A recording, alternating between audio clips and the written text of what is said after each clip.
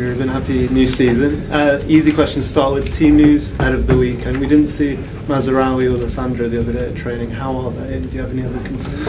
No, news in Leach are out. They cannot play this game. Josh recover, Andre recover. They are option for this game. We'll see. And first time we've got to speak to you since you've got Benjamin Sesko joining the club. What do you feel about his signing, his potential, and this new front three you now have with Mbeumo and Cunha as well? How exciting is that now? First of all, we have more than three, so they are fighting for the places. I'm really happy. I think he has a great potential in everything he does. He can play different type of footballs. He's going to feel that Premier League is really aggressive. He's going to learn, but he has a great potential, and I can see Ben be a striker for Manchester United for longer years. That's why we pay so much money to have a striker that will have his history in our club. Ruben, in terms of Benjamin, do you feel like he is able to start this game? Has he had enough time with you to understand what he needs to do and to work on his fitness to go from the start against Arsenal? Of course, we didn't have a lot of time, but he's ready. First of all, physically he's ready. That is a big component in our league. Then he's really smart. Every detail that he asks, is a guy that is always thinking. He spent all afternoon here working on his fitness, so he's ready to play. We'll see if he's going to start. So, Ruben, you said in the United States there were times last season when you set off for games and you feared what was going to happen. Do you, after this period of time, are you confident you know what your team is going to deliver? No, it's hard to know because we cannot change everything in 4 weeks, but we are better. I know that we are training harder, we are training better, so I know that we are more prepared to cope with the demands of the game. We have new players that we need to understand in the real game what they are capable to do in the moment, but I'm really more confident. That is clear. I'm more confident in this moment, but again, we cannot change everything in 4 weeks. But we step by step we are going to be a better team. But of course, I'm more confident. Mickey, hi Bruno. Have you set the team targets this season? No, we want to return to Europe, but it's hard as a Manchester United coach to say one thing like that. But we need to be realistic with our fans. Even that we are going to have to fight a lot because there's a lot of good teams with more time than us together. But we are going to fight for it. We want to improve.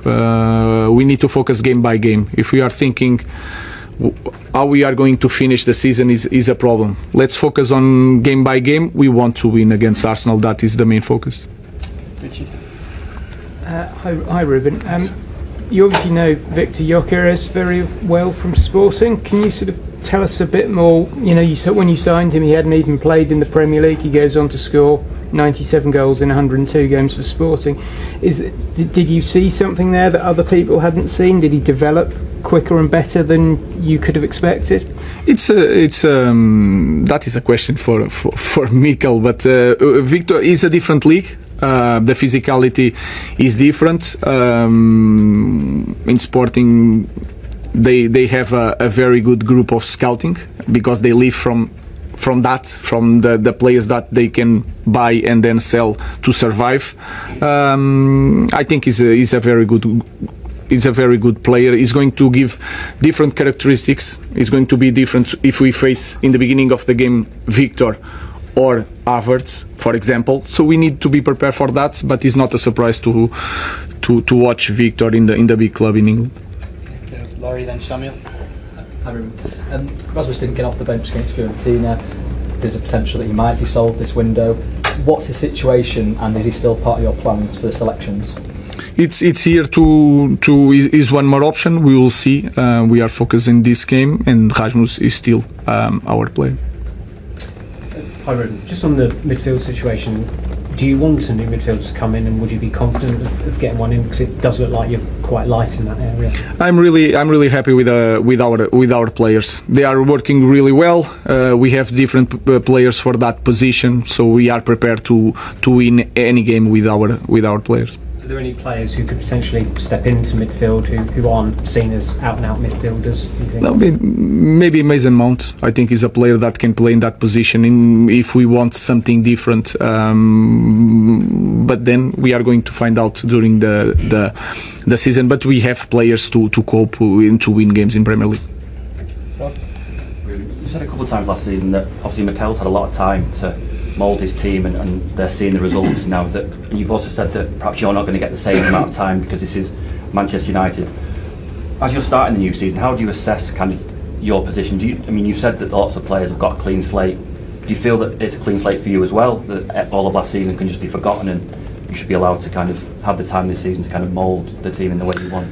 I learned a lot last season. One of the things that I learned is that I don't need to focus a lot in the future. That doesn't matter.